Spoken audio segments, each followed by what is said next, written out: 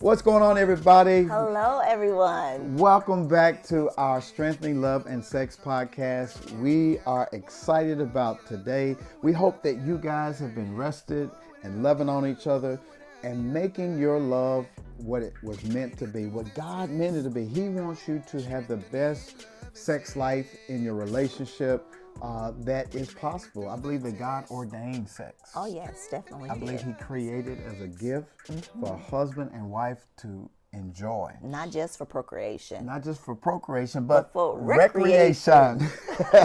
So we want to talk about that today with you because we recognize we've been studying, Rhonda and I have been studying to get our certification as sexologists and sex doulas. And there's a book that our instructor required us to read called Come As You Are. And it's by Dr. Emily Nagoski, who talks about the fact that you must take into consideration context when you're talking about great sex. I never thought about context relating to sex. But here's an example. Okay. So there's this 20-year-old woman. Okay. And she's laying next to her lover in the bed. Okay. He's got some Luther playing, Little Luther. Little Luther. He's got the flowers that come from the door to the bed. Petals all over the bed. She lays down beside him. He rubs on her. She begins to take that as a signal. Oh, this is going to be great. She gets excited. She gets aroused. She begins kissing her mate. And the next thing you know, they are making passionate love. Great sex, great context. Now, you take that same woman at around her early 30s. Okay. She's had 2 kids. 2 children. She's married to this guy, right? Okay. And he's thinking he's going to do the same thing again. He's going to put some flowers down. Got the big Luther playing this time. Things have changed. And he's playing the music and he's rubbing on her. She has just put 2 kids down to bed. She's been at work all day. She's stressed out. And when he goes in to lean in for the kiss, she says, "Baby, not tonight." And they both roll over and they are thinking the same thing but not saying it. What happened to our sex life? So what happened? What changed in this scenario? A lot has changed. One, Little Luther is no longer Little Luther. He's Big Luther. So there's been changes there as well. But the context actually has changed. You know, we have to take into consideration that the role that stress plays in a relationship, it sometimes slams the brakes on that erotic drive. You know, the key to managing stress is that it doesn't have to mess with your sex life, but it's more than just simply relaxing or cooling down. It's about really talking about what's going on with the couple, you know, with them at that time. You know, not only stress, but also she has changed. She's changed and he's changed. Tell how she's changed from her 20s to the 30s. What context has changed? One, her sexual drive has changed, in part because she's delivered 2 children and she's worked all day. Now she has put 2 children to bed. She's exhausted from work. She's exhausted from the children. And she wants to be intimate with her husband. It's just that at that particular time, exhaustion has taken over and she physically cannot. And her body has changed. Yes. What does that body change after birthing babies? How does that affect a woman's sex drive? Well, some of it because on the outside, her body has physically changed, not only on the inside. She may have a couple extra pounds, which she may be stressed about. Or, you know, she still may be nursing and her breasts are super tender.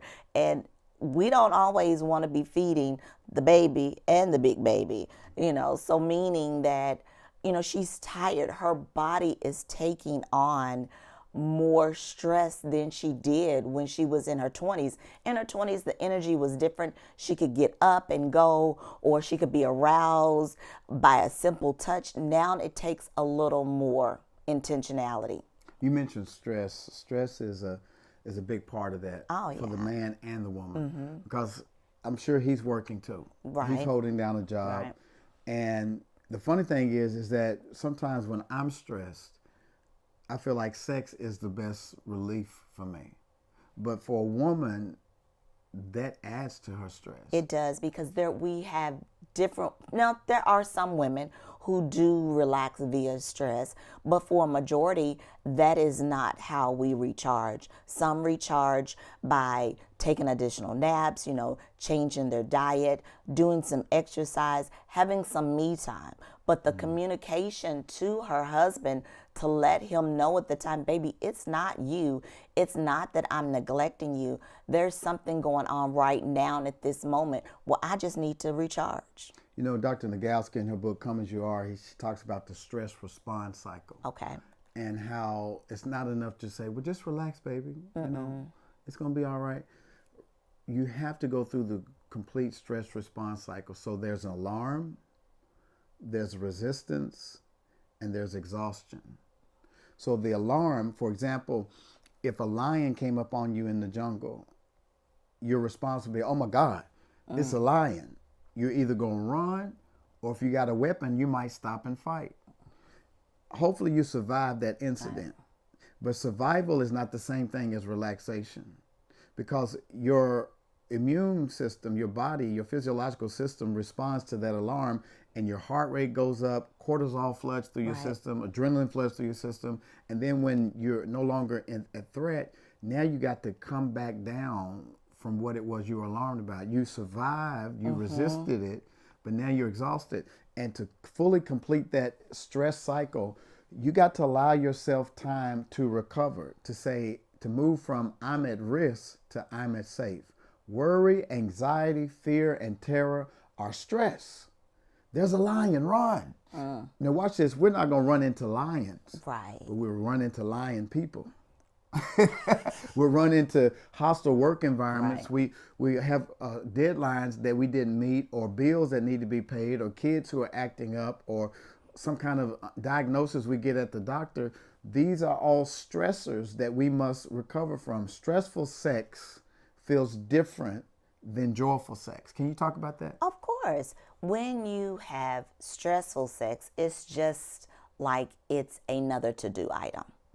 It's something on the list that I need to check and get this done. This is something that my spouse needs at the time, not something that I necessarily need. Wow. But joyful sex is both mutually gratifying to both people, and both want it at the same time. And there are some times when you can act your way into a feeling per se where that stressful sex becomes joyful stress. But when you're really stressed out, you had mentioned about the lion. Let's just make it practical. There are women who are going through menopause. There have been a season in my life where I felt like that I was, during menopause, having hot flashes where a dog was chasing me in the middle of the night. And my adrenaline is pumping, I'm sweating, my heart rate has increased, and afterwards, I'm exhausted. And then I lean over and say, baby, can I make love to you? And you're like, Negro, please. Those are not my words in my mind, but those are not my words. But my words were like, babe, I've just been running from a dog. And we've had this conversation so many times that when I use that analogy, you know exactly what I'm talking about. And it doesn't mean that I don't want to connect with you physically, but at that particular time, I'm exhausted. Let's talk about that. Let's get real for a minute. Let's Okay. get out of theory. And I just want to give y'all a peep into our life real quick. So for my wife's birthday, I got her a puppy. I said, you know what? This is going to bring some joy in my wife's life. I know that she lost her mom in December. We lost our dog after 15 years? Yes, we had Coco 15 for years. 15 She years. died 2 years ago. I said, it's time. It's time to bring some joy back into our family. And so we got this puppy, and she was the runt of the litter, smaller than the other puppies. And it's okay, because we loved her, right? And then her glucose levels dropped, and we're like, oh my God. We almost lost her, took her back to the breeder. We finally got her back a week later, and my wife has been nursing her back to health, lovingly nursed her. She got the little syringe. She's given her NutriCare. She's given her dog food in a syringe. She's given her Pepto-Bismol, just like a new baby. And so even last night, I'm like, baby, I miss you. It's been 2 days since we've connected, and my wife, she looks weary right now. if you see her, y'all looking at her right now. She's like, that poor baby looks so tired because she's been on a 3-hour shift taking care of this puppy, and this puppy, me, I'm like, baby, it's been 2 days, and she's like, let me put the dog down, and I'll be in there in a little while. She went and put on her sexy lingerie, and we had a wonderful time. But I could tell she was tired. And so the reality is this, is that the stress of raising a new puppy is a very real thing. Right. We both were stressed out. We both cried when we thought we were going to lose her. We survived it. She got better. Then she took a little dip, and we got over that. And now we're trying to get back to a place of equilibrium. But chances are, this whole week, we're going to still be going through this cycle. And we're not going to have joyful sex for a little while until we get this baby settled. And for some of y'all that are listening, you're going through some things right now that have interrupted your daily life. You've gone through that stress response cycle. How do you completely go through it? Baby, can you give them some practical things on how to recalibrate themselves after they've gone through a stressful event? Well, one, you have to get back into physical activity. Like, you have to get outside, get some vitamin D, take a walk, go to the gym. You need to possibly even do some physical screaming or have a good cry, because that release actually helps to bring about awareness to yourself, and you're releasing that stress. And then, after a good cry, you have and then you're like, okay, we about did that. Yeah. We did that a week ago, right? Yeah. When we thought we was going to lose our puppy, and we talked to the vet, we hung up the phone and we held each other and literally cried. And there was something about that cry that was cathartic. Right. We didn't wallow in pity or grief, but we had to get it out. Like, this is too much. And once we got through crying, we dried our eyes, we hugged each other, we started laughing, we went for a walk to help bring us back to a place of equilibrium. Right. Also, progressive muscle relaxation or the sensory-motor meditation. A massage is good. We get weekly massages, well, not weekly, but bi-weekly. And it helps so much to release that tension because you carry a lot of stress in your body. Self-care. How about you? I know sometimes when you get stressed out, you like going to get your nails done and going to the beauty shop. Yes, What's that do for you? I'm out of here to let someone else do for me. Although I can do it myself, it's just that someone else taking care of me for just a short amount of time, it gives me energy. Yeah. So context. In order for us to have great sex, we have to recognize what the stresses are. Right. And we have to go completely through the stress response cycle. We're going to have some stimuli that stresses us out. We're going to have to fight against that stressor. And then we're going to have to figure out a way to get back to relaxation. There are 3 things that I think are necessary for great context. What context, what experiences do we need in place to have great sex? I'm glad you asked the question. First of all, low stress. Oh my gosh, that's a big one. As much as it depends upon you, men, listen to me good. If you want your wife to be at her best, you got to reduce her stress. And women, I would say the same thing for women. You got to help create a safe space. Your home, Lord have mercy. Your home has to be a stress-free place as much as possible. We go through so much stress on our work, in school. There's got to be a place, a safe place, where you can come and not have any stress. I said this before in another podcast. There's a proverb that says, it's better to have a dry piece of bread on a roof than to share a house with a nagging wife. And I'm sure the wife feels the same way. It's better to be somewhere by myself than to be in a house with a man that's tearing me down. So we got to make sure, as much as it depends upon us, to create a stress-free environment. And I've got to pitch in and help her with this new puppy. So when I see Rhonda giving medicine, she showed me yesterday, she's like, look here, Come here, boy. This is how I'm feeding this dog. You're going to have to do this when I go away this weekend to spend some time with our sons. We got to make it. She's going to visit Jaden on campus. And so you're going to have to handle this while I'm gone. I'll say, okay, teach me. Because I have to share in the load, and that helps reduce her stress. Right. The second thing that's necessary for great sex is what, babe? Is high affection. Okay, talk about it. Although it's great in reducing stress, sometimes as women, well, I can speak for myself, more affection adds to my stress sometimes. When I'm doing a whole bunch and you're just coming up and like, let me kiss you, let me hug you, and I'm milling around doing something, I have to catch myself. Why? I'm telling you. Yeah, it's a lot of men I'm not the only one that wants to know this right now. Let me give you a perfect example. When my wife is getting dressed and she's standing in the mirror naked, I get excited. And I want to go kiss her on the face, kiss her on her breast, hug her. And she's like,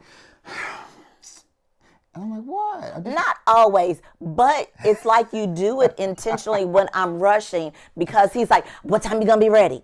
He's counting me down, and that stresses me out. Okay. Or you come in the bathroom and you sit on the side of the tub, and I'm like, if he don't get his out of here while I'm getting dressed, let me ask you a question. So when I come in and I'm kissing on you while you're getting dressed, is that my punishment because I want to be on time? Because you feel stressed out because typically I'm the one that's on time and you're late. Is that my punishment that I can't kiss on you because I'm a stickler for time? No, it's not your punishment, but it is a thorn because you're coming in and I'm trying my best to make sure I adhere to those time parameters, and you're doing something that's taking me out of my groove. Kissing on you. At that time, it's not always, but you know what you're doing. You know what you're doing. I just want to sneak in a quick kiss. You know what you're doing. So you just need to contain yourself for 5 minutes and go the hell in another room somewhere. Let me get dressed. That's all I'm saying. So high affection for you is what, hon? High affection, when I want you to rub my feet, when I'm not rushing, when there are not time parameters, especially when those time parameters, and I know you're already dressed because I think you've got something going on in that closet where you can walk in and you come back out dressed, and I'm like, I just was in there. What? So for me, may not be for other women, but for me, doing those particular times, it adds to my stress. When I'm not rushing, it's just a casual, it's enough time. I don't mind it. I welcome it. I may even come in, and dance with you, and we play a little bit. So it's just that, being full transparent. And let me ask you a question. What? So when I'm studying for a sermon, it's intentional. And I'm on my computer. It's intentional. No, let me finish. And I'm working on my sermon. I'm doing some work, and you come in and you say, "Oh, you look so sexy," or you come in dancing naked in front of me. Is that the same thing as coming in the bathroom when you naked? I am telling you, it's intentional. Did you not? Before you even finish this whole little litany, I told you it's intentional because I know. Well, it's been times you have stopped, but 8 times out of 10, you're going to continue doing what you're doing. That's just a little tease for later on, and we just leave it at that. And, I come in, mess with you, but it's intentional. Y'all help me. Help it make sense. It doesn't make sense. So it doesn't. So we said two things that are necessary for setting a great context for great sex is low stress, high affection, and here's the third one: explicitly erotic. Okay. So listen, if those other two are not met, she can have on lingerie, he can smell good, he can put flowers down, he can run your bath water. But if she's stressed out, or if he's stressed out, had a bad day, I don't care how romantic the environment is, it's not going to work. You're not going to have great sex because you need those other two to be in place first. And then the third one is when you're explicitly erotic and you set the atmosphere. You got the music playing, you got the lingerie, you got the bubble bath, you got the romantic dinner. You got a great combination then Right. for great sex because the context is right. It's right.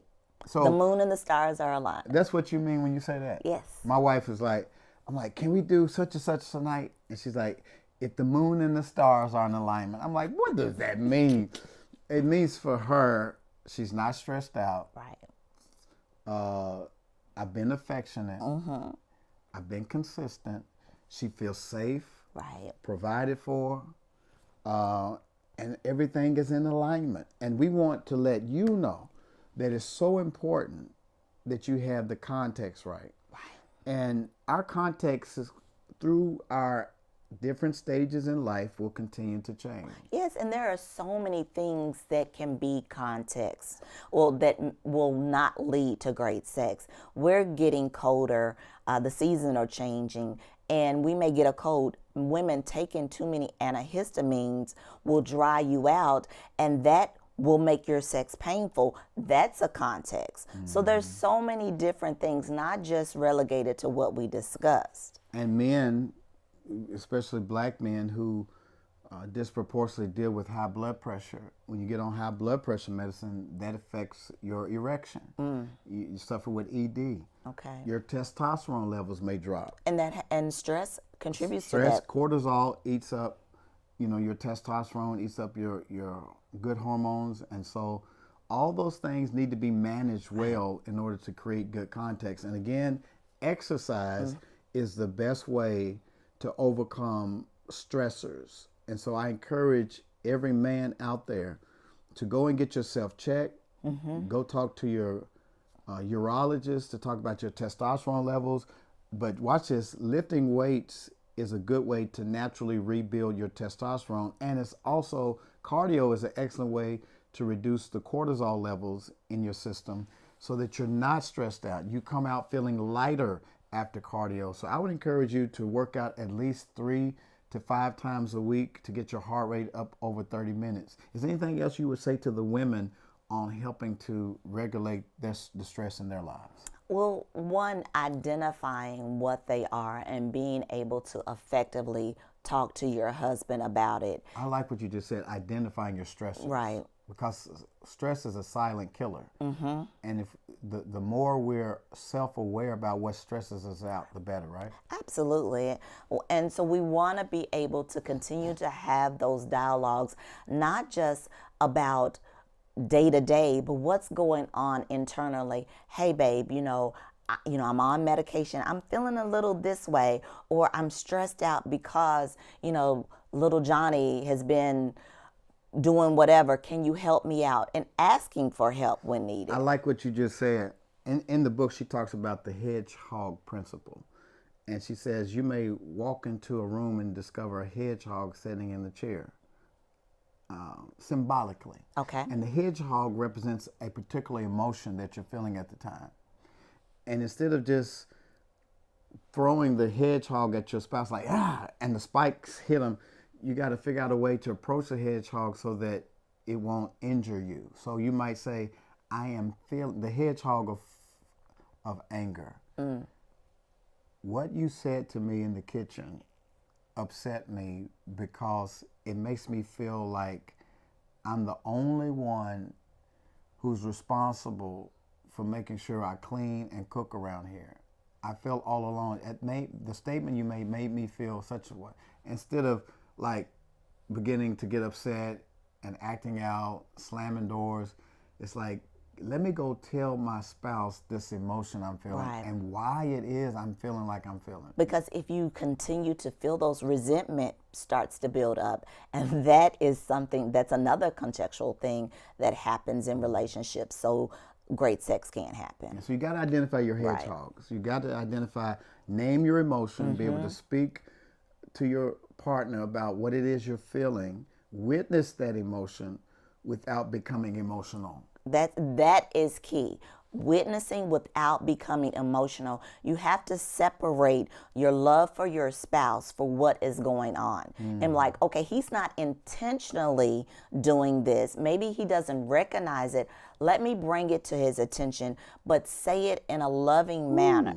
You know what? I just heard something in the spirit, and it's this. Your spouse is not the lion. No.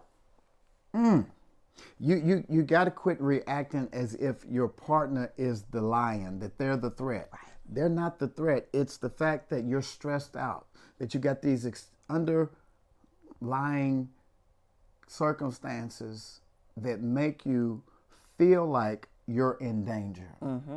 And you've got to be able to witness to what it is that's underlying, and communicate with your partner so that y'all can resolve it together and get back to a place where you're not in danger, that you feel safe, you feel at home, you feel loved, and that opens the way for great sex. So let's close with this, babe. Tell the listeners, what do you think an ideal night of great sex is like for you? What has to be in place for it to be a joyful night? Oh, for a joyful night. Joyful night of sex. What does it look like? Okay, that's just a basic joyful night. We don't need all the bells and whistles, but of course, my list has to be very minimal. What list? The internal list that I have going on in my head of what needs to be done and when it needs to be done. Okay. So being able to share that with you taking some of those things off of my list, or even better yet, working with me, whether it's emptying the dishwasher, putting away food from dinner, those things speak volume to me. Then also spending a little sit-up time before we move to the bedroom, where we're watching a ball game, or I'm with you, or you're watching something silly that I'm watching for a minute. Then, we move on to the shower. Or take a bath together, put some lotion on together, play some music together. I like to watch your TikToks because my For You page is nothing but DIY and cooking recipes, where yours has all the funny stuff on it. Oh, watching some of those things for a couple minutes, and it just kind of casually helps move into that wind down, cuddle time where we're making love, falling asleep in each other's arms. I love it. I love it. And I want to give you more of that. And because she is exhausted from taking care of the puppy, I am going to end our time together so she can go get some rest. But we're hoping that just this little time that we spent with you has helped you to identify what is the context for great sex. As a matter of fact, can you put in the comments, what will it take for you to create a better context for your relationship? I'm curious. We read your comments, and so we want you to put in the comments real quick what context will help create a better environment for you to have the sex you've always wanted with your spouse. What does it take? What does it take for you? What is context? What is a great context for you? Put that in the comments because we want to hear from you. And if you want us to respond to some questions you might have, do that anonymously, or no, not anonymously, but do that in private by emailing us at drstacyelspencer@gmail.com, drstacyelspencer@gmail.com. We'll be glad to help work you through some of those contexts. And also, if you need some extra help coaching from Rhonda and I, we would love for you to be a part of our Eden Circle, theedencircle.com. It is a continuity program where we do deeper dives into mentorship. We have monthly master classes and quarterly meetups. And it is a wonderful community because if you're going to take your marriage to the next level, you need a coach and you need community. You need other couples who are trying to take their sex life, their love life, their relationship to a whole other level. So we appreciate you guys, and we look forward to seeing you. Listen, if this podcast has been a blessing to you, would you do us a favor? Share this with your couple friends, right? Share it on your page, share it on your Facebook page, on your YouTube channel, on your YouTube page. Share, and please subscribe. Like and subscribe and share. We appreciate you guys, praying for you, and we look forward to seeing you next time.